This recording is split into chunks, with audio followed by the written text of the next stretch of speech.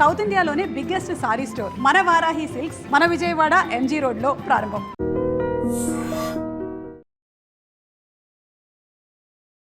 నమస్కారం, welcome to I dream.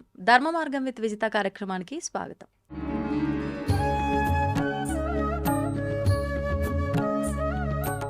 ప్రస్తుతం మనతో పాటు ఉన్నారు spiritual scientist, visionary spiritual leader, ఎన్నెన్నో దేశ విదేశాల్లో ఆధ్యాత్మిక కార్యక్రమాలు, గీతా ప్రవచనాలు ఇస్తూ ఉంటారు.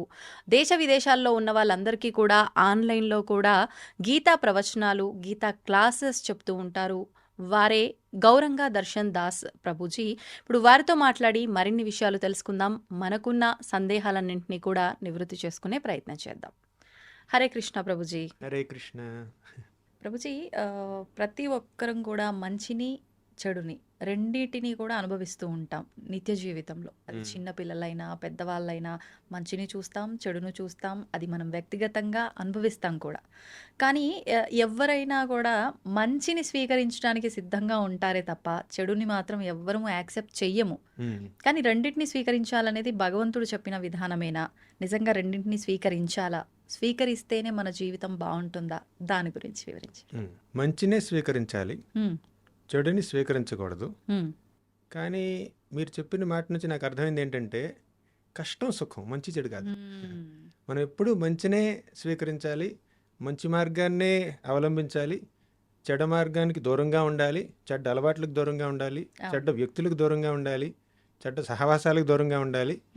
మంచిని స్వీకరించాలి, చెడుని తిరస్కరించాలి. కానీ మీరు అన్న దాని ప్రకారం కష్టాలు సుఖాలు, సుఖాలనే స్వీకరించాలా, కష్టాలని స్వీకరించకూడదా? అంటే కష్టాలు కొని తెచ్చుకోవాల్సిన అవసరం లేదు, కానీ కష్టాలు వాటంతటి వచ్చేస్తూ ఉంటాయి. అవును, వచ్చేస్తే స్వీకరించాల్సిందే, తప్పదు కదా. అంతే కదా. కష్టాలని అవాయిడ్ చేయడానికి వీలైనంత కష్టపడాలి. కష్టపడి కష్టాలను అవాయిడ్ చేయండి. కానీ మీరు ఎంత కష్టపడినా కూడా కొన్ని కష్టాలు వస్తూ ఉంటాయి, అవి పోవు. దాన్ని స్వీకరించాల్సిందే. ఇప్పుడు జలుబు వచ్చింది, జ్వరం వచ్చింది, డాక్టర్ దగ్గరికి వెళ్తారు, మందు వేసుకుంటారు, 2 రోజుల్లోనూ 3 రోజుల్లో నయం అవుతుంది. కానీ కొన్నిసార్లు డాక్టర్ దగ్గరికి వెళ్తారు, వాళ్ళు ఏదో టెస్టులు చేస్తారు, జీవితం అంతా ఈ బాధతో నువ్వు ఉండాల్సిందే, బతకాల్సిందే. ప్రతిరోజు శేష జీవితం, ప్రతిరోజు ఈ టాబ్లెట్ వేసుకోవాల్సింది అంటారు. అంతే, ఇక బతకాల్సిందే దాంతో. ఇప్పుడు మనకి 3 రకాల కష్టాలు ఉన్నాయండి: ఆధ్యాత్మిక, ఆది భౌతిక, ఆది దైవిక. ఆధ్యాత్మిక అంటే మన శరీరం వల్ల, మన యొక్క మనసు వల్ల వచ్చే కష్టాలు. ఆది భౌతిక అంటే ఇతర జీవరాశుల వల్ల వచ్చే కష్టాలు అనమాట. ఇప్పుడు కుక్కలు మరుగాయి అనుకోండి, కష్టం మనకి. ఎవరైనా ఇంటి వాళ్ళు, పక్కింటి వాళ్ళు, ఎదురింటి వాళ్ళు మనల్ని ఇబ్బంది పెట్టారనుకోండి, అదొక కష్టం. అంటే ఇతరుల వల్ల మనకు కలిగే కష్టాలని ఆది భౌతిక కష్టాలు అంటారు. ఇక మూడవది ఏమిటంటే ఆది దైవిక, అంటే దైవికంగా కలుగుతాయి అనమాట. ఇది ప్రకృతిలో వస్తాయి కదా, సునామీలు రావచ్చు, విపత్తులు, బాగా వడదెబ్బ తగలొచ్చు, ఎండ పెరిగిపోవచ్చు, చలి పెరిగిపోవచ్చు. అది మన చేతిలో లేదు. ఇప్పుడు అధిదైవిక క్లేశాలు అంటారు, వాటిని మనం స్వీకరించాల్సిందే. అంటే ప్రకృతి నియమాల ప్రకారం ఎండ పెరిగినా, చలి పెరిగినా, వాన పెరిగినా, కుంభవృష్టి కురిసినా, అతివృష్టి వచ్చినా, అనావృష్టి వచ్చినా తప్పదు, మనం స్వీకరించాల్సిందే. దానికి ఏం చేయలేం. కానీ మన చేతుల్లో ఉన్నంత వరకు కష్టాలని అధిగమించి కొని తెచ్చుకోకుండా మంచి మార్గాన్ని పాటిస్తూ సుఖాలని కోరుకోవడంలో తప్పులేదు. కానీ కష్టం వచ్చినా సుఖం వచ్చినా కూడా అది భగవంతుడి నిర్ణయం మేరకు మాత్రమే వచ్చింది అన్న విషయాన్ని మనం అర్థం చేసుకుని స్వీకరించాలి. కష్టాన్ని తొలగించుకోవడానికి ప్రయత్నించాలి. కానీ మీరు ఎంత మానవ ప్రయత్నం చేసినా కూడా ఇంకా కష్టం ఉంది అనుకోండి, ఏం చేస్తారు? ఇంకా అనుభవించాల్సిందే. అంతే. ఇప్పుడు ఇందాక మీరు అన్నట్లుగా మంచి వారితోటే స్నేహం చేయాలి, మంచి విషయాలే మాట్లాడాలి, మంచివారు ఉన్న దగ్గరే మనం ఉండాలి. పెద్దవాళ్ళు కూడా ఇదే చెప్తుంటారు ఎవరికైనా, పిల్లలకి. కానీ చెడువారితో స్నేహం చేసి మనం చెడుగా ఎందుకు మారాలి? చెడువారితో స్నేహం చేసి వారిని మంచిగా మార్చే ప్రయత్నం చేయటం ఉత్తమమేమో కదా. దాని గురించి ఏం చెప్తారు? మన యొక్క ప్రయత్నం ద్వారా ఇంకొకరి జీవితాన్ని పాజిటివ్గా ప్రభావితం చేయాలంటే ముందు మనం పాజిటివ్గా మారాలి. మనలో మంచి అలవాట్లు ఉంటే ఎదుటి వారికి మంచి అలవాట్లు నేర్పించగలుగుతాం. లేదంటే వారి చెడ్డ అలవాట్లకి మనం బానిసలం అయిపోతాం. వాస్తవం. ఇప్పుడు కబడ్డీ ఆడుతున్నారు అనుకోండి, ఈ ఆడేవాడు గట్టిగా ఉంటే హ్మ్. ఎదుటివాడు వెళ్ళి అవుట్ అవ్వకుండా వచ్చేస్తాడు అనమాట. వీక్గా ఉన్నాడు అనుకోండి అక్కడ వెళ్ళిపోతాడు, వీడే సరెండర్ అవుతారు. సరెండర్ అవుతారు. అవునా?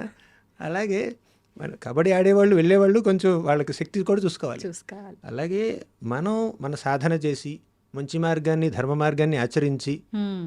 ఎదుటి వారిని పాజిటివ్గా ఇన్ఫ్లుయెన్స్ చేయొచ్చు, వారికి 4 మాటలు మంచి మాటలు చెప్పొచ్చు. హ్మ్. కానీ మనలో అంత పరిపక్వత లేదనుకోండి, ఆహా. ఎదుటివారి చెడు ప్రవర్తన వల్ల మనం ఇన్ఫ్లుయెన్స్ అయ్యే అవకాశం ఉంది. ఓకే. చెడు దాని నుంచి తొందరగా మనం- అట్రాక్ట్ అవుతాము అంటూ ఉంటారు కదా, ఆ, అలా. హ్మ్. ఇప్పుడు డాక్టరు పేషెంట్ ట్రీట్ చేయాలి, అవునా? గ్లౌజ్ ఎందుకు వేసుకుంటాడు, మాస్క్ ఎందుకు పెట్టుకుంటాడు, యాప్రాన్ ఎందుకు వేసుకుంటాడు? ఆ ఇన్ఫెక్షన్ నాకు తగలకూడదని. జాగ్రత్త. మిమ్మల్ని మీరు కాపాడుకుని ఎదుటి వారికి సహాయం చేయండి. హ్మ్. జన్మ సార్థక్ కరి కరో పరోపకార్. ముందుగా మన సాధన, మన యొక్క సత్ప్రవర్తన, మన యొక్క మంచి అలవాట్లు సరిగ్గా లేవనుకోండి, హ్మ్. ఇక అది మనకు సరిగ్గా లేకుండా మనం ఎదుటి వారికి ఏదో సహాయం చేద్దాం, ఉద్ధరిద్దాం ప్రపంచాన్ని అంటే కష్టం. అంతే. మనల్ని మనం ఉద్ధరించుకోవాలి, అప్పుడు ఎదుటివారిని ఉద్ధరిస్తాం. సంఘాత్ సంజాయితే కామ అన్నారు. అంటే సంఘం ద్వారా మన యొక్క కోరికలు, అలవాట్లు మనకు వస్తాయన్నమాట. ఏ సాంగత్యం అయితే మనం తీసుకుంటామో ఆ సాంగత్యం ద్వారా మనకి మంచి మంచి అలవాట్లు రావచ్చు, చెడ్డ అలవాట్లు కూడా రావచ్చు. నిజం నిజం. నేను చూశాను కొంతమంది మా కాలేజ్ సమయంలో స్టూడెంట్స్ హా. అంటే మంచి కుటుంబంలో జన్మించారు. హ్మ్. వాళ్ళ పేరెంట్స్ కొంచెం స్పిరిచువల్ ఇంక్లినేషన్స్ ఉన్నాయి, ఆధ్యాత్మిక ఇంక్లినేషన్స్ ఉన్నాయి వాళ్ళకి. కానీ హాస్టల్కి వచ్చారు, హ్మ్. చెడ్డ సాహసాలు చేశారు, అనవసరమైనటువంటి అలవాట్లన్నీ వాళ్ళు పెంచుకున్నారనమాట. ఓ. అంటే ఇంతకుముందు సత్వగుణ వాతావరణంలో పెరిగిన వీళ్ళు అవును. ఇప్పుడు ఆ సత్వగుణాన్ని కోల్పోయారు. ఎందుకు? రజోగుణంతో సాహసం చేశారు, తమో గుణంతో సాహసం చేశారు కాబట్టి. హ్మ్. కానీ వీరిలో ఉన్నటువంటి సత్వగుణం నిండుగా ఉందనుకోండి, గట్టిగా ఉందనుకోండి, చుట్టుపక్కల ఎంత రజోగుణం ఉన్నా, ఎంత తమో గుణం ఉన్నా హా. వాళ్ళు ప్రభావితులు కారనమాట. అవును. బేసికలీ మనలో పట్టుదల ఉండాలి, అంతే. మనలో పరిపక్వత ఉండాలి, మెచ్యూరిటీ. హ్మ్. మెచ్యూరిటీ మీకు అమెజాన్లో దొరకదు, మెచ్యూరిటీ మీకు ఫ్లిప్కార్ట్లో దొరకదు. హ్మ్. అది మన సాధన ద్వారా, సత్సాంగత్యం ద్వారా, శాస్త్ర అధ్యయనం ద్వారా మనం మెచ్యూరిటీని పెంపొందించుకోవాలి. అలా మెచ్యూర్గా ఉంటే ఏది మంచు, ఏది చెడు, ఏది తప్పు, ఏది ఒప్పు, ఏది బెనిఫిషియల్, ఏది హార్మ్ఫుల్ మనకు తెలుస్తుంది. అప్పుడు చెడ్డ సహవాసాల నుంచి మనం దూరంగా ఉండగలుగుతాం. హ్మ్. వారి దగ్గరికి వెళ్ళినా కూడా వారి చెడు మనల్ని అంటదు. మీరు అన్నట్టుగా శాస్త్ర అధ్యయనము, మనం చేసే సహవాసము ఇవన్నీ అన్నారు. కొంతమంది చిన్న చిన్న పిల్లల దగ్గర నుంచే వాళ్ళు ఇంకా వెళ్ళి స్కూల్కి వెళ్ళే ఏజ్ కూడా ఉండని చిన్నపిల్లలు, అట్లాంటి వాళ్ళే ఎంతో జ్ఞానంతో ఉన్నట్టుగా, ఎన్నో మంచి మంచి విషయాలు మాట్లాడుతున్నట్టుగా కొన్ని సందర్భాల్లో కొంతమంది పిల్లల్ని చూసినప్పుడు వాళ్ళతో మాట్లాడినప్పుడు అనిపిస్తుంది ప్రభుజీ, అరే మనకు కూడా తెలియదే, ఇంత బాగా వీడికి ఎలా తెలిసింది అనే ఒక ఆశ్చర్యం కలగచేసే పిల్లలు కూడా ఉంటారు. అవును. ఇదంతా వాళ్ళకి అంత చిన్న వయసులో ఎలా వస్తుందంటారు? నేను ప్రతినిత్యం దీన్ని అనుభవిస్తూనే ఉన్నాను, అవునా? ప్రత్యక్షంగా చూస్తూనే ఉన్నాను. ఆ. ఇప్పుడు వారానికి 3 రోజులు హా. నేను పిల్లలకు క్లాసులు చెప్తాను, హ్మ్. మిగిలిన రోజులని పెద్దవాళ్ళకి చెప్తాను. హ్మ్. కానీ 3 క్లాసులు మాత్రం పిల్లలకు ఉంటాయి. ఒకటి ఆస్ట్రేలియా బ్యాచ్, ఓకే. వాళ్ళకి భాగవతం టేల్స్ చెప్తాను. ఒకటి అమెరికా బ్యాచ్, అది కూడా భాగవతం టేల్స్ ఆన్లైన్ అనమాట. ఇంకోటి తెలుగు కిడ్స్ సత్సంగ్ అని చాలామంది వస్తారు పిల్లలు. సో వాళ్ళందరూ ఇండియన్, వేరే కంట్రీస్ నుంచి కూడా వస్తుంటారు అనమాట. ఓకే. సో కనీసం వారానికి 3 గంటల పాటు నేను పిల్లలతో ఉంటాను, భాగవతం చెప్తూ, భగవద్గీత చెప్తూ, వాళ్ళకి శ్లోకాలు చెప్తూ. 5-6 ఏళ్ళ పిల్లలు, 8 ఏళ్ల పిల్లలు, 10 ఏళ్ల పిల్లలు ఎంత చక్కగా చెప్తారంటే పెద్దవాళ్ళు కూడా వాళ్ళ తల్లిదండ్రులకు కూడా ఆ శ్లోకాలు రావట్లేదు. అవును. వీళ్ళు విశ్లేషించినటువంటి పద్ధతి చూస్తే పెద్దవాళ్ళు కూడా ఆశ్చర్యం కలుగుతుంది. అవును. ఎందుకంటే భగవద్గీతలో 6వ అధ్యాయంలో శ్రీకృష్ణుడు అంటాడు, ఎవరైనా ఒక యోగ మార్గాన్ని, అంటే ఆధ్యాత్మిక మార్గాన్ని అవలంబించి చనిపోయే ముందు పెర్ఫెక్షన్ పొందలేదు అంటే ఆ యోగ మార్గాన్ని వాళ్ళు కంప్లీట్ చేయలేదు. వాళ్ళకి కృష్ణుడు ఒక అవకాశాన్ని కల్పిస్తాడు. ఏమిటది? మళ్ళీ శుచీనాం శ్రీమతాంగేహే, అంటే మంచివారి ఇళ్లల్లో, వైష్ణవుల ఇళ్లల్లో మళ్ళీ పుట్టి వారి యొక్క ఆధ్యాత్మిక జీవనాన్ని కొనసాగించే విధంగా చేస్తాడనమాట. ఇప్పుడు భక్తి చేశారండి, భక్తి మార్గాన్ని ఆచరించారు, ఈ జన్మలో 50% చేశారు, అవునా? ఏదో రోగం వచ్చిందో, అకస్మాత్తుగా మరణం వచ్చింది, ఇక మీ పెర్ఫెక్షన్ అవ్వలేదు. ఇక వచ్చే జన్మలో 51% నుంచి కంటిన్యూ చేసేటటువంటి అవకాశాన్ని భగవంతుడు క్రియేట్ చేస్తాడు. అటువంటి వ్యక్తుల్ని భక్తుల ఇళ్లల్లో పుట్టిస్తాడు, వైష్ణవుల ఇళ్లల్లో, కుటుంబాల్లో పుట్టిస్తాడు. ఆహా. ఇప్పుడు కొంతమంది ఎడారుల్లో ఎందుకు పుడుతున్నారు, అవును.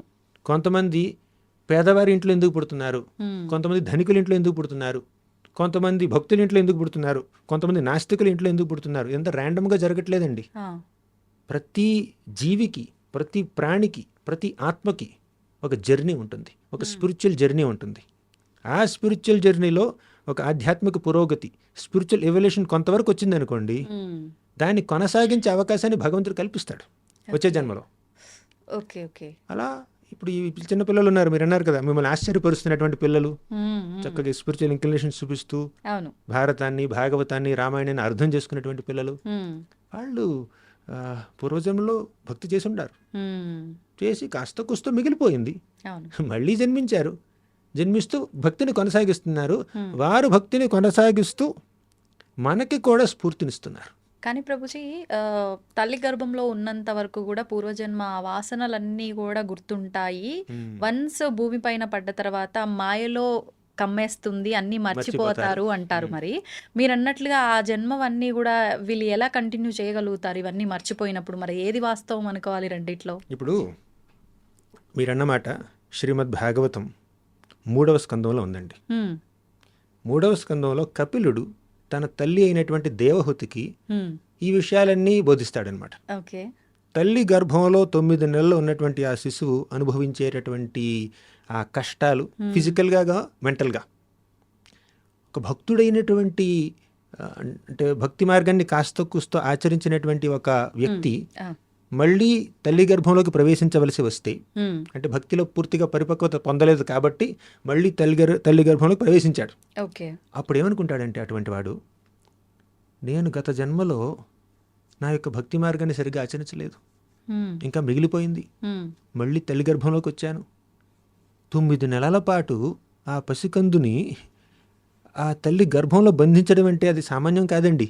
మనల్ని ఎవరైనా ఒక గోన్లో మూట కట్టారనుకోండి, అవును. 9 నెలల పాటు అలాగే ఇచ్చారు, కదలడానికి మెదలడానికి అసలు లేదు, సమయం లేదు, అది ప్లేస్ లేదు, స్పేస్ లేదు, చాలా కష్టం అనమాట. అటువంటి కష్టమైనటువంటి పరిస్థితుల్లో ప్లస్ ఇంకోటి ఏంటంటే ఆ మలం మూత్రం చుట్టుపక్కల ఉంటుంది అనమాట తల్లి గర్భంలోనే. తల్లి కాస్త కొంచెం కారం తిందంటే పిల్లవాడికి ఒళ్ళు మండిపోతుంది, మండిపోతుంది. అవునా? అలా ఆ లోపల ఉన్నటువంటి బిడ్డ చాలా కష్టాలు అనుభవిస్తాడు 9 నెలలు. అవును. ఆ సమయంలో పూర్వజన్మలో చేసిన భక్తి కాస్త గుర్తొస్తే, అంటే భక్తుడు అయి ఉంటే, ఓకే. అప్పుడు ఆ సందర్భంలో ఆ వ్యక్తి భగవంతుడిని ధ్యానిస్తాడు. స్వామి, నేను నా భక్తి మార్గాన్ని సీరియస్గా తీసుకోకుండా ఉమ్. మళ్ళీ ఇంకో తల్లి గర్భంలోకి ప్రవేశించవలసి వచ్చింది. కానీ ఈ జన్మలో మాత్రం అటువంటి పనులు చేయను నేను. ఈ జన్మలో మాత్రం నేను పూర్తిగా నీ పాదపద్మాలకే అంకిత భావంతో సేవ చేసేటటువంటి అవకాశాన్ని కల్పించు అని వేడుకుంటాడనమాట. ఉమ్. ఆ సందర్భంలో అటువంటి వ్యక్తి ఇంకొక ప్రార్థన కూడా చేస్తాడు. ఏమిటంటే, స్వామి, నన్ను ఇక్కడే చంపేశాయి, ఉమ్. తల్లి గర్భంలో పుట్టకముందే నా జీవనాన్ని ఇక్కడ ముగించేసేయి నువ్వు. ఎందుకంటే నువ్వు కనుక ఇక్కడ ముగించావంటే నేను ఇప్పుడు నిన్ను తలుచుకుంటున్నాను, ఉమ్. నీ స్మరణలో ఉంటూ నేను మరణిస్తే నిన్ను చేరుకుంటాను. కానీ ఒకసారి తల్లి గర్భంలో నుంచి బయటికి వచ్చిన తర్వాత నిన్ను స్మరించుకుంటానో లేదో నాకు తెలీదు, అంతే. తర్వాత మాయ ప్రభావం చేత ఇంకేం జరుగుతుందో నాకు తెలియదు. కాబట్టి ఇప్పుడే నేను సరైన కాన్షియస్నెస్లో ఉన్నానని చెప్పి థ్యాంక్ యూ కూడా చెప్తాడు. ఒక పశ్చాత్తాపం ఉంటుంది, ఒక కృతజ్ఞతాభావం ఉంటుంది, ఒక పట్టుదల ఉంటుంది. ఉమ్. ఇవన్నీ ఎటువంటి శిశువుకు ఉంటాయండి? పూర్వజన్మలో భక్తి మార్గాన్ని కాస్త కూస్తో ఆచరించినటువంటి వ్యక్తులకి ఉమ్. అటువంటి పరిస్థితి ఉంటుంది. ఓకే. కానీ అలా ప్రతి ప్రాణి, తల్లి కడుపులోకి ప్రవేశించినటువంటి ప్రతి ప్రాణి అలా ఎప్పుడు భగవంతుని ప్రార్థించడండి. ఎందుకంటే చాలామంది ఎందుకు తల్లి కడుపులో ప్రవేశిస్తారు? కర్మ వల్ల, చేసిన పాపాల వల్ల, ఉమ్. పాపాల వల్ల, పుణ్యాల వల్ల ఆ. అలా ప్రవేశిస్తారు. అందరికీ అటువంటి చైతన్యం ఉండదు తల్లి కడుపులో ఉన్నప్పుడు. ఉమ్. సరే, ఇప్పుడు తల్లి కడుపులో నుంచి బయటికి వచ్చిన తర్వాత అని మర్చిపోతారు అని అన్నారు. కరెక్టే. ఇప్పుడు ఒకటి, తల్లి కడుపులో ఉన్నప్పుడు ఎవరికి గుర్తుంటుంది? పూర్వజన్మ స్మృతులు కానీ, ఇంతకుముందు చేసినటువంటి భక్తి యొక్క ఇంప్రెషన్స్ కానీ. భక్తి చేస్తే గుర్తుంటుంది, అవును. చేయలేదనుకోండి, కేవలం కర్మ మాత్రమే చేశారు, అవును. అప్పుడు ఏం గుర్తుండదు. గుర్తు. సాధారణ వ్యక్తులు అనమాట. 3 రకాల కర్మలు ఉన్నాయి: ఉమ్. పాపకర్మ, పుణ్యకర్మ, భక్తి కర్మ. ఉమ్. పాపకర్మ అంటే చేసే తప్పులు, పొరపాట్లు, అనవసరమైనటువంటి అలవాట్లు, అవన్నీ పాపకర్మలు. పుణ్యకర్మలు తెలిసిందే. ఇప్పుడు పాపకర్మ చేస్తే మనకి కష్టాలు కలుగుతాయి. అది నరకంలో కావచ్చు, వచ్చే జన్మలో కావచ్చు. పుణ్యకర్మ చేస్తే సుఖాలు స్వర్గలోకంలో కావచ్చు, ఇక్కడే మంచి డబ్బు, పరపత్తి, పేరు, ప్రతిష్టలు, అదొక సుఖం. కానీ ఈ పాపం పుణ్యం రెండు భౌతికమే. కానీ భక్తి కర్మ అశాశ్వతం. కానీ భక్తి కర్మ ఉంటుంది చూడండి, అది శాశ్వతం. ఇప్పుడు పాపం చేస్తే కింద లోకాలకు వెళ్తారు, అధపాతాళానికి వెళ్ళొచ్చు. పుణ్యకర్మ చేస్తే పైలోకానికి వెళ్ళొచ్చు. కానీ పైలోకాలైనా కింద లోకాలైనా అవన్నీ ఈ భౌతిక ప్రపంచంలోనే ఉన్నాయి కదా. స్వర్గలోకానికి వెళ్ళినా కూడా పొద్దున గీతా ప్రవాహంలో చెప్తున్నాను నేను 9వ అధ్యాయంలో, తీతం భుక్త్వా స్వర్గలోకం విశాలం క్షీణే పుణ్యే మర్త్యలోకం విశంతి. అంటే పుణ్యం చేసి స్వర్గలోకానికి వెళ్ళినా ఆ పుణ్య ఫలితం క్షీణిస్తే మర్త్యలోకం విశంతి, మళ్ళీ భూమి మీదకి రావాల్సిందే. పుణ్య సంపద ఏదో యజ్ఞాలో, దానాలో, వ్రతాలో, తపస్సులో చేసి పుణ్యం సంపాదిస్తారు, స్వర్గలోకానికి వెళ్తారు. ఆ పుణ్యం ఎక్స్పైర్ అయిపోయిన తర్వాత, పూర్తిగా క్షీణించిపోయిన తర్వాత మళ్ళీ ఇక్కడికి రావాల్సిందే. పైకెళ్ళడం కిందకి రావడం, పైకెళ్ళడం కిందకి రావడం, సైకిల్ అంతే. సైకిల్. ఈ జనన మరణ చక్రాలని, ఈ అప్ అండ్ డౌన్ సైకిల్ని ఆపాలి అంటే భక్తి మార్గాన్ని ఆచరించాలి, స్పిరిచువల్ యాక్టివిటీ చేయాలి, మెటీరియల్ యాక్టివిటీ కాదు. అది మెటీరియల్ యాక్టివిటీ గుడ్ అయినా బ్యాడ్ అయినా అది మెటీరియలే, అది భౌతికమే. కాబట్టి మనకి పాపకర్మలు పుణ్యకర్మలు కాదండి, భక్తి కర్మలు చేయాలి. అప్పుడు ఇక తల్లి కడుపు నుంచి బయటకు వచ్చిన తర్వాత మనం మంచి మార్గాన్ని ఆచరిస్తే, భక్తి కర్మలను చేస్తే అప్పుడు మళ్ళీ ఇంకో జన్మ లేకుండా ఉంటుంది. ఓకే. ఇప్పుడు భక్తి కర్మ అంటే మీరు అన్నట్లుగా ఏం చేస్తే అది భక్తి కర్మగా మారుతుంది? అంటే దానం, ధర్మం, సేవ ఇలాంటివి ఏం చేసినా అది పుణ్యం కింద మారుతుంది అని భావన. మరి పాపము అని అంటే ఎవరికి వారు చేసేది మంచి అనుకుని చేస్తూనే పాపం తెలియకుండానే చేసేస్తున్నారు. ఈ 2 రకాలుగా మాత్రమే తెలుసు. మరి భక్తి కర్మ అంటే మేము ఆచరించే దాంట్లోనే భగవంతుడి ఆలయానికి వెళ్ళామా, భగవంతుడి వ్రతాలు పూజల్లో పాల్గొన్నామా, ఇదే మాకు తెలిసిన భక్తి కర్మ. ఇదేనా ఇంకేదైనా ఉందా? భక్తి కర్మ అంటే అది పుణ్యకర్మకి భిన్నం కాకుండా కూడా ఉండొచ్చు. మీరు అన్నారు దాన ధర్మాలు చేస్తే పుణ్యం కిందకు వస్తుంది, భక్తి కిందకు రాదని. మీరు చేసే దాన ధర్మాలు కూడా భక్తి భావనతో చేస్తే అది భక్తి కర్మల కింద మారచ్చు. అంటే ఏ రకంగా భక్తి భావన ప్రభుజీ? అంటే మనం ఏ కార్యక్రమం చేసినా కూడా లోపల ఒక మనస్తత్వం ఉంటుంది, లోపల ఒక కోరిక ఉంటుంది, ఒక కాన్షియస్నెస్, ఇంటెన్షన్, మోటివ్ ఉంటుంది, ఆశ ఉంటుంది అన్నమాట. ఏ భావనతో చేస్తున్నాం. ఫర్ ఎగ్జాంపుల్, ఒక వ్యక్తి దానం చేశాడండి, అవునా? కొంతమంది దానం చేసే వ్యక్తులు ఏమంటారు తెలుసా? దేవుడు ఈ దీనుల మీద దయ చూపించకపోతే నేను చూపించాను, నేనే దేవుడిని అనుకుంటాడు. దానం చేస్తున్నాడు, మంచి పని అది. కానీ ఏ భావనతో దానం చేస్తున్నాడండి? నేను దేవుడిని చేస్తున్నాడు, దేవుడు లేడని చూపిస్తున్నాడు, అంతే. నేను లేకపోతే వీళ్ళకి గతే లేదు అన్నట్టు చేస్తున్నాడు. కరెక్ట్. ఇంకొకరు ఏమంటారు? వాళ్ళు దానం చేస్తారు, ఎవరికైతే దానం చేస్తున్నారో వారిని రేపు వాడుకోవాలి వాళ్ళు. కరెక్ట్. మేము ఎలాగైనా కూడా నా పనులకి, నా స్వార్థపూరిత ఈ ప్రాజెక్టులకు కానీ దేనికైనా వీళ్ళని వినియోగించుకుని నేను లాభాలు పొందాలి, అలా ఎదుటివారి నుంచి ఆశిస్తూ దానం చేస్తారు. అది పుణ్యకర్మ కానే కాదండి, పాపకర్మ కింద కూడా రావచ్చు. అవునా? చేసేది మంచి పని, కానీ ఆ మంచి పనిని మంచి భావనతో చేయాలి. ఇప్పుడు మీరు చేసే ఆ దానం భక్తి ఎలా అవుతుందండి? వీరందరూ భగవంతుడి బిడ్డలు, నేను కూడా భగవంతుడి బిడ్డని.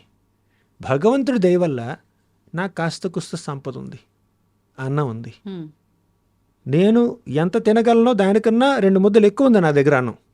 కాబట్టి ఈ 2 ముద్దల్ని దానం చేద్దాం. వారు భగవంతుడి బిడ్డలే. కొన్నిసార్లు ఏంటంటే 2 ముద్దలు ఎక్కువ కాదు, నా ముద్దలో కూడా సగం తీసి వాళ్ళు దానం చేస్తారనమాట. వారిని ఎదుటి భగవంతుడి బిడ్డలుగా భావించి, తమని తాము భగవంతుడి బిడ్డలుగా భావించి, నేను ఈ భగవంతుడి బిడ్డలకి సేవ చేస్తున్న నా సేవాభావంతో, ఆధ్యాత్మిక భావనతో ఎదుటివారిని భగవంతుడి బిడ్డలుగా గమనించి చేసేది అది భక్తి కార్యం అవుతుందండి. ఇప్పుడు మేము కూడా ప్రసాద వితరణ చేస్తాం, అది కేవలం ఫిలంథ్రఫీ లాగా కాదనమాట.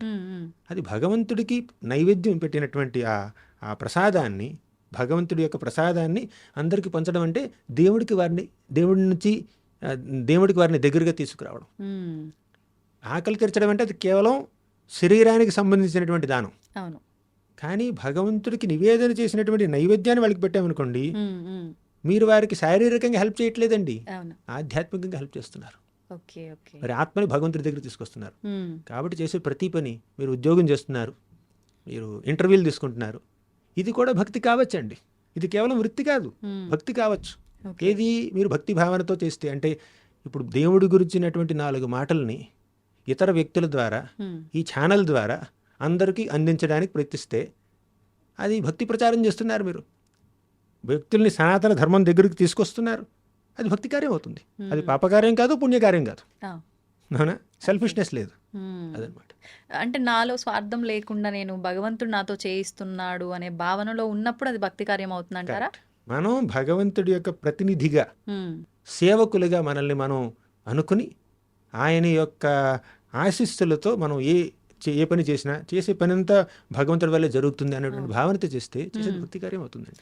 ప్రతిదీ అంటే తింటున్నా ఏం చేసినా కూడా కృష్ణార్పణం అని ఎవరి ఇష్టదైవాన్ని వాళ్ళు తలుచుకొని అలా స్వామికి అర్పించి చేస్తే అది అవుతుందా ప్రభుజీ? ఖచ్చితంగా. ఇప్పుడు కోర్ స్పిరిచువల్ యాక్టివిటీస్ కొన్ని ఉన్నాయండి, ఆ.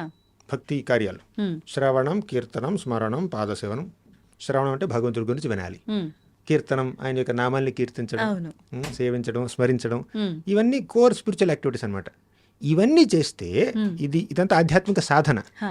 ఇలా ఆధ్యాత్మిక సాధన చేస్తే మనం రోజువారీ చేసే కార్యక్రమాలు, డే టు డే యాక్టివిటీస్ కూడా అవి స్పిరిచువలైజ్ అయిపోతాయి. ఓకే. ఓకే. అంటే ఈ భావనతో ఈ ఛార్జింగ్ పెడుతున్నాం మనం, అవును. అవును. మన యొక్క ఆత్మలకి మనం స్పిరిచువల్ ఛార్జింగ్ పెడుతున్నాం. దానివల్ల ఏమిటంటే మనం చేసేటటువంటి ఈ రోజువారీ పనులు కూడా స్పిరిచువల్ యాక్టివిటీస్గా మారుతాయి. ఆ స్పిరిచువల్ కాన్షియస్నెస్తో చేస్తాం, ఆధ్యాత్మిక భావనతో చేస్తాం. మనం ముందరే మాట్లాడుకున్నట్టు ప్రభుజీ, మంచి చెడుని కాస్త మనం కష్టం సుఖంగా మాట్లాడుకున్నాం. అవును. ఈ కష్టం అనేది రావద్దు అనుకోవాలి, వస్తే మాత్రం అది మన వంతుకు వచ్చింది మనం భరించాల్సిందే అని. కానీ అంటే ఎవరికి వారు కష్టం అనుభవిస్తున్నప్పుడు ప్రతి ఒక్కరూ అనుకునేది ఏంటి అంటే, నేను చాలా ఎక్కువ కష్టం అనుభవిస్తున్నా, ఈ కష్టం నేనంటే పడని వారికి కూడా రావద్దు స్వామి అని చెప్పి భావిస్తూ ఉంటాము. కరెక్ట్. కానీ కుంతి మాత మాత్రం నాకు కష్టాలని ప్రసాదించు స్వామి కృష్ణ అని చెప్పి అడిగింది అని చెప్పి, ఎందుకని అలా అడిగిందంటారు? విపదః సంతు తాః శశ్వద్ తత్ర తత్ర జగద్గురు భవతో దర్శనం యస్యాత పునర్భవ దర్శనం. ఈ శ్లోకం కన్నా ముందు ఇంకోటి చెప్పాలండి. విషాన్మహాగ్నేః పురుషాద దర్శనాత్ అసత్సభాయా వనవాస కృచ్ఛ్రత మృధే మృధేనేక మహారథాస్త్రతో ద్రౌణ్యస్త్రతశ్చాస్మ హరేభిరక్షితాః. ఒకసారి కృష్ణుడు కురుక్షేత్ర సంగ్రామం అయిపోయిన తరువాత ఆయన హస్తినాపురాన్ని విడిచిపెట్టి ద్వారకా నగరానికి వెళ్తున్నాడండి. అప్పుడు వెంటనే ఉత్తరామాత పరిగెత్తుకుంటూ వచ్చింది. ఉత్తర ఎవరు తెలుసా? అభిమన్యుడి భార్య, అర్జునుడి కోడలు. అవునా? అర్జునుడి శిష్యురాలు కూడా. అర్జునుడు డాన్స్ నేర్పించాడు విరాట్ పర్వంలో, విరాట్ మహారాజ్ కుమార్తె. సో ఉత్తర అభిమన్యుడి భార్య పరిగెత్తుకుంటూ వచ్చింది. అప్పుడు ఆవిడ గర్భిణీ స్త్రీ, గర్భవతి. అభిమన్యుడు చనిపోయాడండి, యుద్ధంలో చనిపోయాడు. దారుణంగా చంపేశారు ఈ దుర్యోధనుడు, కర్ణుడు, వీళ్ళందరూ కలిపి. కానీ ఇప్పుడు ఆవిడ పరిస్థితి ఏమిటంటే, అశ్వత్థామ పాండవుల యొక్క ఆఖరి వారసుడిని చంపడం కోసం ఒక బ్రహ్మాస్త్రాన్ని విడిచిపెడతాడు. ఇప్పుడు పాండవుల ఆఖరి వారసుడు ఎక్కడున్నాడు? ఉత్తర గర్భంలో ఉన్నాడు, పరీక్షిత్ మహారాజు. అంతకుముందే అశ్వత్థామ ద్రౌపది యొక్క 5 బిడ్డలు చంపేశాడండి. పొడుగు నిద్రపోతున్నటువంటి బిడ్డల్ని చంపేశాడు. రాక్షస ప్రవృత్తి. ఎందుకు? దుర్యోధనుడిని మెప్పించడం కోసం. సరే పాండవులు ఇప్పుడు గెలిచారు, కానీ పాండవులకు వారసులు ఉండకూడదు. నెక్స్ట్ వారసులు ఎవరు? ద్రౌపది యొక్క 5 బిడ్డలు, వాళ్ళని చంపేశాడు నిద్రపోతున్నప్పుడు. తర్వాత వారసుడు ఎవరు? మనవడు కదా, పరీక్షిత్ మహారాజు. ఉత్తర గర్భంలో ఉన్నాడు, అతను కూడా చంపేద్దామని చెప్పి బ్రహ్మాస్త్రాన్ని విడిచిపెట్టాడు. అప్పుడు ఉత్తర పరిగెత్తుకుంటూ వచ్చింది కృష్ణుడి దగ్గరికి. పాహి పాహి మహాయోగిన్ దేవదేవ జగత్పతే న అన్యం త్వదభయం పశ్యేత్ యత్ర మృత్యు పరస్పరం అనుకుంటూ పరిగెత్తుకుంటూ వచ్చింది. అప్పుడు కృష్ణుడు ఏం చేశాడంటే, అంగుష్ఠమాత్రం అమలం అంటే ఒక బొటను వేలు అంత సైజులో ఉత్తర గర్భంలోకి ప్రవేశించాడు.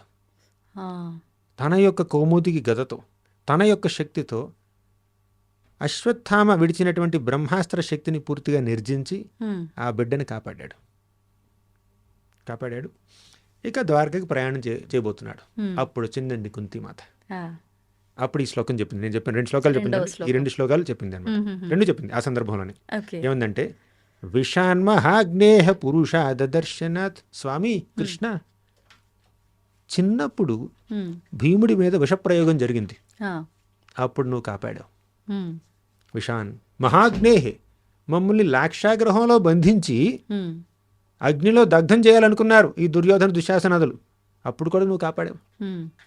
పురుషాద దర్శనాత్. పురుషాద్ అంటే మనుషుల్ని తినేటటువంటి వాళ్ళండి, క్యానిబల్స్. ఓ. మనుషుల్ని, నరమాంస భక్షకులు అనమాట. అటువంటి వాళ్ళు పాండవుల్ని దాడి చేశారండి.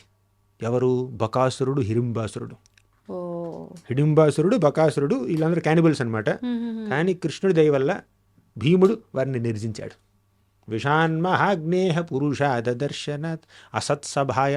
ఇంకా అసత్సభలో ద్రౌపది యొక్క కురుల్ని పట్టుకుని ఈ దుశ్శాసనుడు లాక్కుంటూ వచ్చాడండి. హ్మ్. ఆ కురుసభలో అవమానించడానికి ప్రయత్నించాడు, కానీ కృష్ణుడు ఆ అవమానం జరగనివ్వలేదు. హ్మ్. జరగనివ్వకుండా ఒక చీరగా మారి ద్రౌపదిని చుట్టుముట్టి దుశ్శాసనుడి 10,000 ఏనుగులు బలం ఉన్నటువంటి దుశ్శాసనుడిని పూర్తిగా హంబుల్ చేసేసాడు అనమాట కృష్ణుడు. ఆ. అంటే చీర లాగలేకపోయాడు. అవునా? అలా ద్రౌపదిని రక్షించావు, భీముని రక్షించావు, మా అందరినీ రక్షించావు, రాక్షసుల నుంచి రక్షించావు, నరమాంస భక్షకుల నుంచి రక్షించావు. అంతేకాదు మృధే అనేక మహారథాస్త్రతం. అంటే ఎంతోమంది మహారథులు అర్జునుడి మీద ఎన్నెన్నో బాణాలు వేస్తున్నారండి. హ్మ్. హ్మ్. వాటి నుంచి కూడా కృష్ణుడు అర్జునుడిని రక్షించాడు, పాండవుల్ని రక్షించాడు. హ్మ్. ఇప్పుడు ద్రౌణ్యస్త్రతశ్చాస్మ హరేభిరక్షితా. ఇప్పుడు నువ్వేం చేశావు? ద్రౌణి అంటే ద్రోణాచార్యుడి యొక్క బిడ్డ. ఎవరు? అశ్వత్థామ. ఆ. ఇప్పుడు అశ్వత్థామ బ్రహ్మాస్త్రాన్ని విడిచిపెట్టాడు పరీక్షిత్ మహారాజుని చంపడం కోసం, ఉత్తర గర్భంలో పెరుగుతున్నటువంటి ఆ శిశువుని చంపడం కోసం. హ్మ్. ఇప్పుడు ఉత్తర గర్భంలో ఉన్న శిశువుని కూడా నువ్వు కాపాడావు కృష్ణ. ఎన్ని కష్టాల్లో నువ్వు వచ్చి కాపాడుతున్నావు మమ్మల్ని. నువ్వు లేకపోతే మేము ఎలా బతుకుతాం? ఇప్పుడు అందండి తర్వాత మీరు అన్నమాట, కష్టాలు ఆ రా. కష్టాలన్నీ మళ్ళీ కావాలి. ఇప్పుడు ఇన్ని కష్టాల్లో నువ్వు వచ్చి కాపాడావు కదా, ఆ కష్టాలన్నీ నాకు కావాలి మళ్ళీ. అంటే విపదః సంతు తాః శాశ్వతంగా ఈ కష్టాలు మాకు కలగాల్సిందే. విపదః సంతు తాః శాశ్వత్ తత్ర జగద్గురు. ఓ జగద్గురు, కృష్ణం వందే జగద్గురుం. ఆ కష్టాలన్నీ మళ్ళీ కలిగించు. ఏమంటుందో తెలుసా అండి, మనం అసలు అది ఊహించుకోలేం కూడా. నా బిడ్డ భీముడి మీద మళ్ళీ విషప్రయోగం జరగాలి, మమ్మల్ని మళ్ళీ నరమాంస భక్షకులు ముట్టడి చేయాలి, మా ఇంటికి మళ్ళీ నిప్పంటించాలి, మా కోడల్ని మళ్ళీ అవమానించాలి. ఇదండి ఒక రకంగా చెప్పాలంటే. ఎవరైనా కోరుకుంటారా? కోరుకుంటుంది ఆవిడ. అదే. అవునా? విపదః సంతుతాః శాశ్వతంగా ఈ కష్టాలు ఉండని. తత్ర జగద్గురు. ఎందుకు? కష్టాలంటే ఇష్టమా? మీకు చాక్లెట్ ఇష్టం, ఇంకెవరికి దోశలు ఇష్టం, ఇంకొంతమందికి ఇడ్లీలు ఇష్టం, ఇంకొంతమంది పిజ్జా ఇష్టం, కుంతి కష్టాలు ఇష్టం. అది కాదు ఇక్కడ మెసేజ్ ఏమిటంటే, భవతో దర్శనం యస్యాత్ పునర్భవ దర్శనం. మాకు ఎప్పుడైతే కష్టం కలిగిందో ఆ సందర్భంలో నువ్వు వచ్చి నువ్వు దర్శనం ఇచ్చావు మాకు. భవతో దర్శనం యస్యాత్, నీ యొక్క దర్శనం తీసుకుంటే అపునర్భవ దర్శనం. భవ అంటే ఈ భౌతిక జగత్తు. నిన్ను ఎవరైతే దర్శిస్తారో వాళ్ళు మళ్ళీ ఈ భౌతిక జగత్తుని దర్శించరు. ఇంకా మరొక జన్మ లేదు అని. లేదు. ఇప్పుడు కష్టాల ద్వారా నిన్ను చూసే అవకాశం మాకు కలుగుతుంది అంటే కష్టాలు ఓకే మాకు. అంటే కష్టాలంటే ఇష్టం అని కాదు అక్కడ విషయం. సుఖాల ద్వారా నువ్వు కనిపిస్తే ఓకే, కష్టాల ద్వారా కనిపిస్తే ఓకే, ఒడిదుడుకుల ద్వారా కనిపిస్తావు ఓకే, నువ్వు కనిపించాలి, మీ దర్శనం కావాలి నాకు. సో కుంతిమాతకి కృష్ణుడిని చూడడం అంటే ఇష్టం, ఆయన సమక్షంలో ఉండడం అంటే ఇష్టం. తర్వాత ఏముందో తెలుసా కుంతిమాత? కృష్ణుడు కురుక్షేత్ర సంగ్రామం అయిపోయింది, పాండవులు రాజులయ్యారు. ఇప్పటి వరకు కృష్ణుడు వారికి ఇచ్చినటువంటి సపోర్టు ఇంకా అవసరం లేదు, వాళ్ళు రాజులు కదా. ఇప్పుడంటే వనవాసం చేస్తున్నారు, చాలా ఒడిదుడుకుల్లో ఉన్నారు, కష్టాలు తీరిపోయినాయి. కృష్ణుడు ద్వారకకు వెళ్ళాడు మళ్ళీ. అప్పుడు పాండవులు, ద్రౌపది మాత, కుంతిమాత వీళ్ళందరూ ఏమనుకుంటున్నారంటే, కష్టాలు ఉన్నప్పుడే బాగుండేది, కృష్ణుడు కనిపించేవాడు. ఇప్పుడు కష్టాలే లేవు, కృష్ణుడు కూడా కనిపించట్లేదు. కాబట్టి కష్టాలు మళ్ళీ వస్తే బాగుంటాయి అనుకుంటున్నారు అనమాట. అంటే భగవంతుడిని చూడడానికి వాళ్ళు అలా ఊళ్ళు ఊరుతారు. అంటే విశ్వాసం కూడా ఉంది ఆయన మీద వాళ్ళకి. కష్టం వచ్చింది అంటే కష్టానికి మళ్ళీ తోడుగా స్వామి ఉంటాడు మాతో అని. అవును, స్వామి కష్టాలు తీర్చడానికి తోడుగా ఉండడం కాదు అక్కడ విషయం. స్వామిని చూసి అదృష్టం కలుగుతుంది అంతే. ఆయన కష్టం తీర్చకపోని మాకు అది అవసరం లేదు. అంటే దాంతో మాకు we have no interest in it. ఇప్పుడు ఉత్తరామాత అండి అవును. వచ్చింది కృష్ణుడి దగ్గరికి. స్వామి, నా బిడ్డని చంపడానికి అశ్వత్థామ బ్రహ్మాస్త్రం విడిచిపెట్టాడు హ్మ్. అని కాపాడమని వచ్చింది. కానీ ఉత్తరామాత అనుకోవచ్చు, నా భర్తని కాపాడలేదే ఈ కృష్ణుడు. హ్మ్. కురుక్షేత్ర సంగ్రామంలో కొద్ది రోజుల ముందు అవును. అభిమన్యుడి మీద దాడి జరిగితే అభిమన్యుడిని కాపాడలేదు కృష్ణుడు. అవును. నా భర్తని కాపాడనటువంటి ఈ కృష్ణుడు ఈరోజు నా బిడ్డను కాపాడుతాడా, వేరే దేవుడి దగ్గరికి వెళ్దాం అనుకోలేదండి. ఆ. నువ్వు కాపాడినా కాపాడకపోయినా, నువ్వు కష్టం కలిగించినా సుఖం కలిగించినా నువ్వే మా దిక్కు. అంతే. ఇదండి విశ్వాసం అంటే. విశ్వాసం అంటే కష్టాలు తీరుస్తాడు, కోరికలు తీరుస్తాడు అన్న విశ్వాసం కాదండి. హ్మ్. కష్టాలు తీర్చినా తీర్చకపోయినా, కోరికలు తీర్చినా తీర్చకపోయినా ఆయన మీద విశ్వాసం. ఆయన ఏం చేసినా నా మంచికి. తల్లి ఆలింగనం చేసుకున్నా బిడ్డ మీద ప్రేమే, హ్మ్. ఒక చెంపదబ్బిచ్చినా కూడా బిడ్డ మీద ప్రేమే. అంతే. ప్రేమతోనే మందలిస్తుంది, ప్రేమతోనే ఆలింగనం చేసుకుంటుంది. హ్మ్. తల్లి తల్లి. అలాగే తండ్రి తండ్రి, అంతే. భగవంతుడు. ఆయన కష్టాలు కలిగించవచ్చు, సుఖాలు కలిగించవచ్చు. హ్మ్. కానీ కష్టం సుఖంతో దేవుడికి భక్తులకి పెద్ద పట్టింపు లేదండి. అదే. వారికి కృష్ణుడితోనే పట్టింపు. అందుకే కృష్ణుడు అన్నాడు, ఎప్పుడైతే మనం కష్టాన్ని సుఖాన్ని ఒక రకంగా చూడగలుగుతామో అప్పుడే మనం ఆయన్ని చేరుకోవడానికి రెడీగా ఉన్నట్టు. హ్మ్.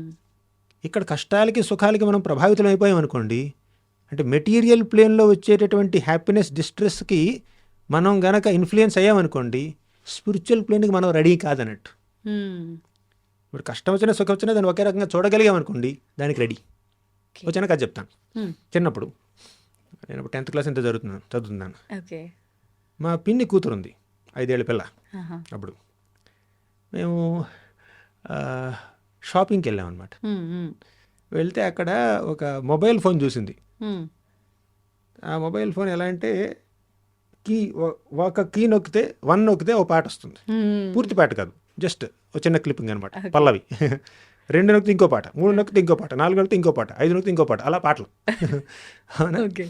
అప్పట్లో స్మార్ట్ ఫోన్స్ లేవండి, నోకియా ఫోన్ ఉండేది, కొత్తగా వచ్చింది అనమాట. కీప్యాడ్స్. నోకియా ఫోన్, అది బ్లాక్ అండ్ వైట్ అనమాట. హ్మ్. కానీ ఇది చాలా అట్రాక్టివ్గా ఉంది పిల్లకి. 50 రూపాయలు అప్పట్లో. ఓ. కావాలంటుంది. మా పిన్నేమో కొన్న అంటుంది. అవునా? కానీ ఈ పిల్ల ఏడుస్తుంది, 5-6 ఏళ్ళ పిల్ల అంతే. ఏడుస్తుంది, నాకు కావాలి అంటుంది. కానీ లేదు, నువ్వు నొక్కి నొక్కి అందరిని నిద్రపాడు చేస్తావు నువ్వు. 2 రోజులు ఫోన్ పాడు చేస్తావు, అవును. ఆ ఫోన్ బాగున్నంత వరకు మా నిద్రపాడు చేస్తావు. ఓకేనా? కాబట్టి నీకు అక్కర్లేదు పాడు చేయడం ఇక్కడ కామన్. అలా అని చెప్పి శాంక్షన్ చేయలేదన్నమాట. ఆహా. చేయకుండా షాప్ నుంచి బయటకు వచ్చి ముందుకు వెళ్ళిపోతుంది. హ్మ్. ఈ పిల్లని నాకు విడిచిపెట్టారనమాట. నేను ఈ పిల్లని ఓదార్చాలి, హ్మ్. నా పని. రోడ్డు మీద ఇక భయంకరంగా సీన్ చేస్తుంది ఓ. ఈ పిల్ల. అవునా? నేను వెళ్ళి, నేను స్టూడెంట్ని, నా దగ్గర డబ్బులు ఏమిటి, నేను ఎలాగ ఏం చేయలేను. అవును. వెళ్ళి చెప్పాను, పిన్ని ఇచ్చేద్దాం ప్లీజ్, కొనేద్దాం అని అంటే సరే అని నా మొహం చూసి శాంక్షన్ చేసింది అనమాట మా పిన్ని. ఫోన్. మళ్ళీ షాప్కి వెళ్ళాం. ఆ. ఓకేనా? ఇప్పుడు కొంచెం కళ్ళు తుడుచుకుని ఇక స్టార్ట్ చేస్తుంది అనమాట. ఏం చేద్దాం? వాడు పెట్టాడు ముందుగా ఒక రెడ్ ఫోన్ పెట్టాడు, పింక్ ఫోన్ పెట్టాడు, ఎల్లో ఫోన్ పెట్టాడు, బ్లూ ఫోన్ పెట్టాడు, బ్లాక్ ఫోన్ పెట్టాడు, ఇవన్నీ ఫోన్లు పెట్టాడు అనమాట. ఇప్పుడు ఈ పిల్ల ఏం చేయాలో అర్థం కావట్లేదు. రెడ్ తీసుకోనా, బ్లూ తీసుకోనా, పింక్ తీసుకోనా? కానీ తల్లికి ఏమిటి, రెడ్ తీసుకున్నా, పింక్ తీసుకున్నా, బ్లూ తీసుకున్నా 50 రూపాయలు ఇవ్వాలి 50 రూపాయలు ఇవ్వాలి. వచ్చే పాటలు అవే. వచ్చే పాటలు ఏదో ఒకటి. కానీ విషయం ఏంటంటే, ఇప్పుడు ఒక బ్లాక్ ఫోన్ తీసుకుంటే ఈ పిల్లకి కష్టం కలుగుతుంది, బాధ. హ్మ్. కానీ పింక్ ఫోన్ తీసుకుంటే ఆనందం కలుగుతుంది. అంటే ఫేవరెట్ కలర్ అయింది, తీసేసుకుంది అనమాట. ఓకే. ఓకే. ఇప్పుడు పింక్ నాకు కష్టాన్ని సుఖాన్ని కలిగిస్తుంది, ఈ బ్లాక్, బ్లూ, గ్రీన్ అవి నాకు ఇబ్బంది కలిగిస్తుంది, లేదంటే నాకు ఇష్టం లేదనమాట. హ్మ్. హ్మ్. కానీ తల్లి ముందేమందంటే ఒరిజినల్ ఫోన్ ఇచ్చింది, నోకియా ఫోన్ ఇచ్చింది. హ్మ్. ఇప్పుడు దీంతో వాడుకోవచ్చు, నువ్వు మీ తండ్రితో మాట్లాడవచ్చు, ఇది వాడుకుంటే లేదు, నాకు అదే కావాలంటుంది. ఓకేనా?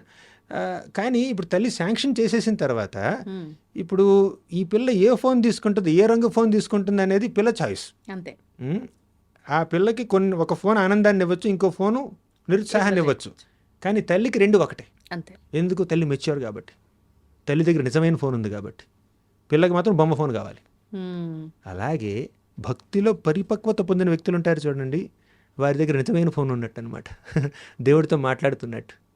భక్తి మార్గంలో లేని వాళ్ళు ఉంటారు చూడండి, వాళ్ళు నాకు ఈ కష్టం వద్దు, సుఖం కావాలి, కన్ఫ్యూజన్. ఇది ఆనందం, ఇది ఇది ఆనందం కాదు అని వాళ్ళు దీన్ని ద్వంద్వాలు అంటారండి. కష్టం, సుఖం, గెలుపు, ఓటమి, మంచి, చెడు అంత భౌతికమేనండి. అది పింక్ ఫోన్ అయినా ఎల్లో ఫోన్ అయినా అది ఫోన్ కాదు, బొమ్మ అది అంతే. ఇది నిజమైన ఫోన్.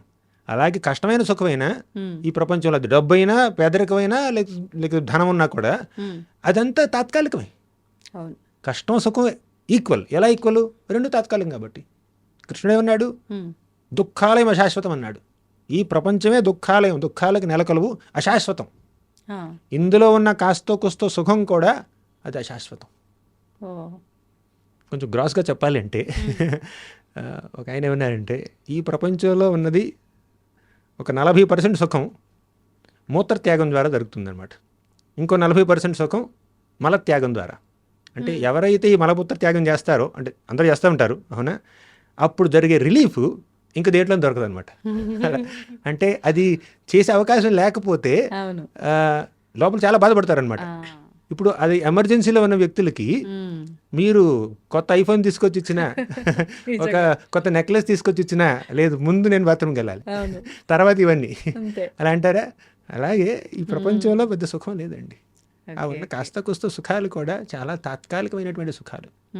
కాబట్టి తాత్కాలిక సుఖాల కోసం ప్రాకులాడకుండా, తాత్కాలికంగా వచ్చే కష్టాలను చూసి మరీ ఓవర్వెల్మ్ అయిపోకుండా మీరు వాటిని తటస్థ వైఖరిలో ఎలా డీల్ చేయగలో అలా డీల్ చేయండి. మీ శాయశక్తిలా మీరు మానవ ప్రయత్నంతో దాన్ని డీల్ చేయండి.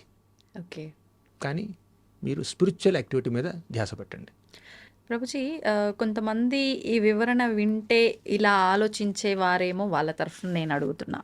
చెప్పండి. మరి ప్రతిదీ భగవంతుడి ఆటే, అవును, ఇవన్నీ శాశ్వతమైనవి కావు, తాత్కాలికమైనవి.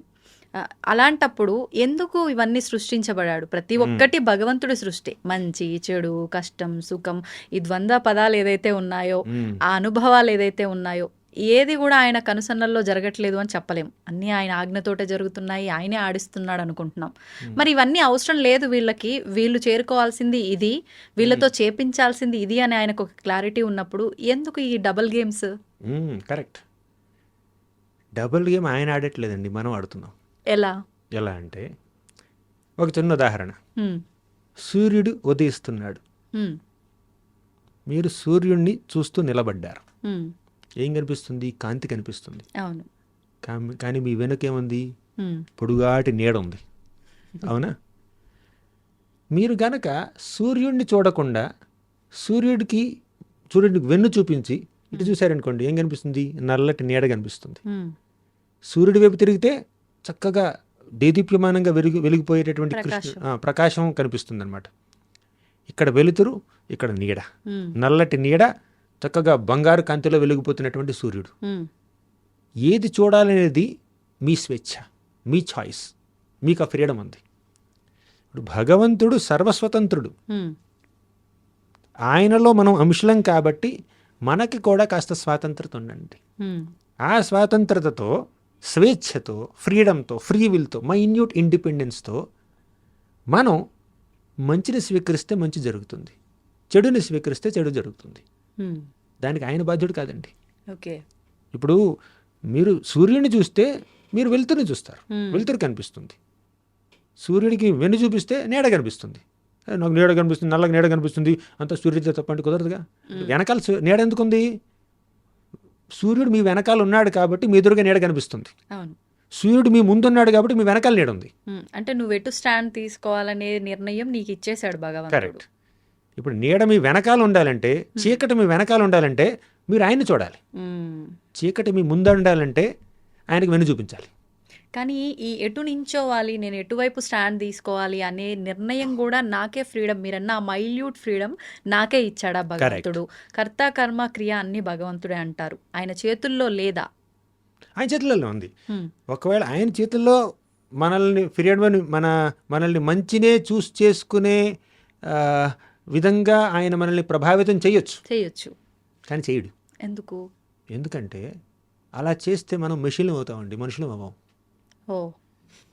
ఇప్పుడు ఈ యంత్రాలం అవుతాం. కరెక్ట్. ఇప్పుడు దీనికి ఉంది, కెమెరా ఉంది మీకు ఎదురుగా, దీనికి చాయిస్ లేదు. ఆయన కెమెరామెన్ ఎయిట్ తిప్పితే అటే, కరెక్ట్. దాని ద్వారా తిరగలేదన్నమాట. ఒకవేళ కొన్ని కెమెరాలు దాని ద్వారా అది తిరుగుతూ ఉంటాయి, సీసీ కెమెరాలు, అది కూడా ప్రోగ్రామ్ చేశారనమాట. అంతే అంతే. అంటే అవి స్వేచ్ఛతో తిరగట్లేదు, ప్రోగ్రామ్ చేశారు. సిస్టమ్. స్వేచ్ఛని జీరో చేసేసి ఎవరో కంట్రోల్ చేస్తున్నారు, ప్రతి కదలికని కంట్రోల్ చేస్తున్నారు. అవునా? అలా మన యొక్క ప్రతి కదలికని, ప్రతి ఒక్క ఆలోచనని, ప్రతి కోరికని, ప్రతి మనోభావాన్ని భగవంతుడు కంట్రోల్ చేశాడు అనుకోండి, మనం మనుషులం కాదు, మనం వ్యక్తులం కాదు, మనం మనుషులం అయిపోతాం. వాస్తవం. కాబట్టి భగవంతుడు మనకి స్వేచ్ఛనిస్తాడు. ఇప్పుడు ఒక చిన్న ఉదాహరణ అండి. ఒక చిన్న బిడ్డ ఉన్నాడు, తల్లి బర్త్డే వచ్చింది, వెంటనే వెళ్ళాడు, కొంచెం అలా గార్డెన్లోకి వెళ్ళాడు, వెళ్ళి 4 చెట్ల దగ్గర నుంచి పువ్వులు కోసాడు, ఆకులు కోసాడు, ఒక బొకేలా కట్టాడు. చిన్న పిల్లాడు, 5 ఏళ్ళ పిల్లాడు, తనకు తెలిసిన విధంగా బొకేలు కట్టి తీసుకొచ్చి తల్లికిచ్చాడు. ఎంత ఆనందిస్తుందండి, ఎంత ఉప్పొంగిపోతుంది. ఇప్పుడు ఆ బిడ్డ కోసుకొచ్చినటువంటి పువ్వులన్నీ తల్లే పెంచింది, అంతే. బిడ్డను కూడా తల్లే కంది, తల్లే పెంచింది. కానీ ఆ బిడ్డ తన యొక్క స్వేచ్ఛని, తన యొక్క మైన్యూట్ ఫ్రీడమ్ని వాడుకుని తల్లికి నేను ఈ గిఫ్ట్ ఇవ్వాలి బర్త్డే రోజు అన్నటువంటి ఆలోచన తనకు తానుగా కలిగింది కాబట్టి తల్లి ఎంత ఆనందిస్తుంది, ఉప్పొంగిపోతుంది. కానీ ఇప్పుడు ఆ బిడ్డకి ఆలోచన లేదు. తండ్రి అన్నాడు, వెళ్ళి నువ్వు మీ అమ్మకి బొకే ఇస్తావా లేదా? నేనెవను, 4 తన్ని వెళ్ళి బొకే ఇవ్వు అంటే, ఆ రకంగా బొకే తీసుకొచ్చి పిల్లాడు ఇచ్చాడు అనుకోండి, అప్పుడు తల్లి స్వీకరించడానికి ఏమైనా ఇష్టపడుతుందా? తీసుకోవచ్చు, కానీ ఆ మొదటి కేసులో ఉన్న ఆనందం ఈ కేసులో ఉండదు. ఎందుకు? తల్లికి సేవ చెయ్యాలి, నా ప్రేమని తల్లికి ఇలా వ్యక్తపరచాలి అన్నటువంటి కోరిక తనకు స్వతహాగా కలిగింది, తర్వాత లేదు. అలాగే మనం మంచి మార్గాన్ని పాటించాలి అన్నటువంటి కోరిక మనలో స్వతహాగా కలిగింది అనుకోండి, దేవుడు ఆనందిస్తాడు. అలా స్వతహాగా కలగకుండా మనల్ని ఫోర్స్ చేసి ఆ మార్గాన్ని పాటించే విధంగా చేశాడు అనుకోండి, ఇప్పుడు ఆ ఫోర్స్డ్ సర్వీస్లో ఆయనకి ఎటువంటి ఆనందం లేదు. నాకు మంచినీళ్ళు కావాలంటే ప్రేమతో ఇచ్చాడు అనుకోండి, ఆయన నేను స్వీకరిస్తాను. బాటిల్ వేసి నా మొహన కొట్టాడు అనుకోండి, నాకు తాగాలనిపించదు. అలాగే భగవంతుడు ఫోర్స్ఫుల్గా ఎవరి దగ్గర నుంచి సేవని అందుకోడండి, మనకు స్వేచ్ఛనిస్తాడు. మంచి ఏదో చెడు ఏదో చెప్తాడు, చాయిస్ నీదే. నీకు ఫ్రీడమ్ ఉంది, నీకు ఫ్రీడమ్ ఇచ్చాను, మంచి ఏమిటి చెడు ఏమిటి నాలెడ్జ్ ఇచ్చాను, నాలెడ్జ్ అండ్ ఫ్రీడమ్ ఇస్తాడనమాట. ఆ ఫ్రీడమ్తో ఆ నాలెడ్జ్ని మనం వాడుకోవాలి. కానీ ఫ్రీడమ్ని మిస్యూజ్ చేసుకుని నాలెడ్జ్కి ఎగెయిన్స్ట్గా మనం వెళ్ళామనుకోండి, అదే ఇంకేం చేస్తాం మనం. ప్రభుజీ, ఈ స్వేచ్ఛ భగవంతుడి భక్తుడికి మధ్య ఉండే స్వేచ్ఛ చాలా బాగుంది. నిజంగా నీ లైఫ్ని ఒక మంచి మార్గంలో తీసుకెళ్ళి ఆయన్ని చేరుకోవడానికి ఒక మంచి అవకాశం. అది అలా భావించిన వాళ్ళు మీరు అన్నట్టు వెలుగుగా తీసుకుంటారు, అలా భావించిన వాళ్ళు చీకటిలోకి వెళ్ళిపోతారు. ఇది పక్కన పెడితే ఈ స్వేచ్ఛ పిల్లల విషయంలో, తల్లిదండ్రుల విషయంలో, ఈ సమాజం విషయంలో కొన్ని రకాలుగా స్వేచ్ఛ బాగుంది, కొన్ని రకాలుగా దుర్వినియోగం పాలైపోయి ఇబ్బందులకు గురిచేస్తుంది. ఏ రకంగా ఉండాలంటారు ఈ స్వేచ్ఛ ప్రస్తుతం? అందుకే మన శాస్త్రాల్లో కొన్ని నియమాలు ఉంటాయి. ఇప్పుడు కృష్ణుడు భగవద్గీతలు ఏమన్నాడండి, మొదట్లో మొత్తం కర్మయోగం చెప్పాడు, జ్ఞానయోగం చెప్పాడు, ధ్యానయోగం చెప్పాడు, తర్వాత భక్తి యోగం చెప్పాడు. ఇక భగవద్గీత అంతా చక్కగా చెప్పి చివరిలో ఏమన్నాడు, యథేచ్ఛసి తథాకురు అర్జున, నీకేం కావాలంటే అది చేయి అన్నాడు. స్వేచ్ఛనిచ్చేశాడు. కానీ స్వేచ్ఛ ఇచ్చే ముందు ఎంతో జ్ఞానాన్ని ఇచ్చాడు. యుక్తాహార విహారస్య యుక్త చేష్టస్య కర్మసు. ఆహారం తీసుకున్నామంటే ఒక నియమం ప్రకారం తీసుకో, ఏది పడితే అప్పుడు ఎప్పుడు పడితే అప్పుడు తినొద్దు. యుక్తాహార, యుక్తి వాడి ఆహారాన్ని స్వీకరించు. విహారస్య, రిక్రియేషన్, ఎంటర్టైన్మెంట్ కూడా ఇక రోజంతా ఎంటర్టైన్మెంట్ కాదు, దానికి కూడా ఒక రెగ్యులేషన్ ఉండాలి. యుక్త ఆహార విహారస్య యుక్త చేష్టస్య కర్మసు. పని కూడా ఇక వర్కహాలిక్స్ ఉంటారు కదా, 24 గంటలు పని చేస్తూనే ఉంటారు, అలా కాదు, ఒక రెగ్యులేషన్ ఉండాలి చెప్పాడు కృష్ణుడు. యుక్త ఆహార విహారస్య యుక్త చేష్టస్య కర్మసు యుక్త స్వప్నావబోధస్య. నిద్ర కూడా ఒక రెగ్యులేటెడ్గా ఉండాలి. నిద్ర తగ్గిపోయింది అనుకోండి ఫంక్షన్ చేయలేం, నిద్ర మరీ ఎక్కువైపోయింది అనుకోండి ఇక సోమర్తనం వస్తుంది, మొత్తానికే చేయలేం, అసలే చేయలేము. అలా ఒక రెగ్యులేషన్ ఉండాలి మనం చేసే పనిలో. ఇప్పుడు రెగ్యులేషన్ ఉండాలి అని చెప్పి కృష్ణుడు చెప్పాడు, జ్ఞానం ఇచ్చాడు.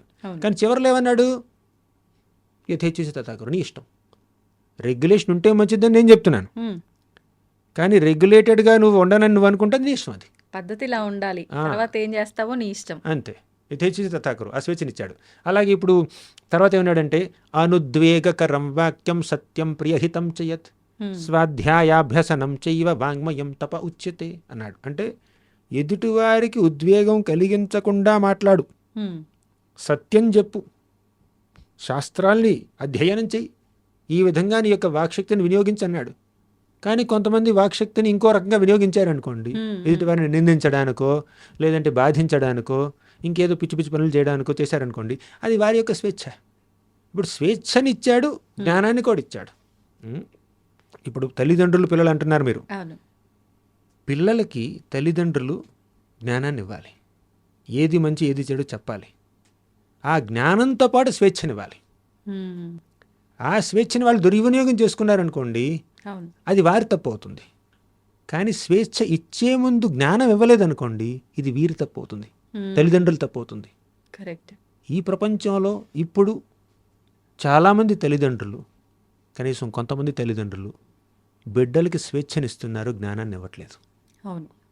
వారికి వాల్యూస్ ఏంటి, వర్చ్యూస్ ఏంటి, మోరల్స్ ఏంటి, ప్రిన్సిపల్స్ ఏంటి, ఎథిక్స్ ఏంటి అవి నేర్పించకుండా కేవలం చేతికి ఒక ఐఫోన్ ఇచ్చారనుకోండి, ఏమవుతుంది అంటే వారికి స్వేచ్ఛతో పాటు జ్ఞానాన్ని ఇవ్వాలి, ఏది మంచి ఏది చెడు చెప్పాలి. చాలామంది పిల్లలు ఉన్నారు, నేను చూస్తున్నాను, ప్రతిరోజు చూస్తున్నాను, చాలామంది పిల్లలు తల్లిదండ్రులు వారికి విలువలు ఇస్తున్నారు, ఆధ్యాత్మిక జ్ఞానాన్ని ఇస్తున్నారు, గుడికి తీసుకువెళ్తున్నారు, సంప్రదాయం ఏంటి చెప్తున్నారు, మనం ఇలా బట్టలు వేసుకోవాలి, ఇలా బొట్టు పెట్టుకోవాలి, లేదంటే ఇలా జపం చేయాలి, ఇలా శాస్త్రాలు చదవాలి, పెద్దవారికి ఇలా నమస్కరించాలి, ఇలా గౌరవించాలి, ఇలా తినాలి, ఇలా పడుకోవాలి, ఇలా వస్త్రధారణ ఉండాలి, వేషధారణ ఇలా ఉండాలి అని వాళ్ళకి మంచి మంచి విషయాలు చెప్తున్నారు. ఇన్ని చెప్పిన తర్వాత కూడా పిల్లలు విచ్చలవిడిగా ప్రవర్తిస్తే అది పిల్లలు తప్పవుతుంది.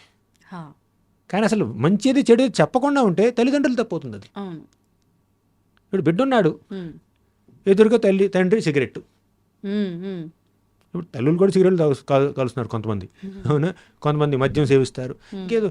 ఇప్పుడు చిన్నపిల్లలు ఉన్నారండి, వారు ఎవరింటికి పక్కింటి వాళ్ళు వెళ్ళారు తల్లిదండ్రులతో పాటు, తల్లిదండ్రులు వాళ్ళని చక్కగా పలకరిస్తారు, ఆప్యాయంగా పలకరిస్తారు, ఫ్రెండ్స్లా ఉంటారు.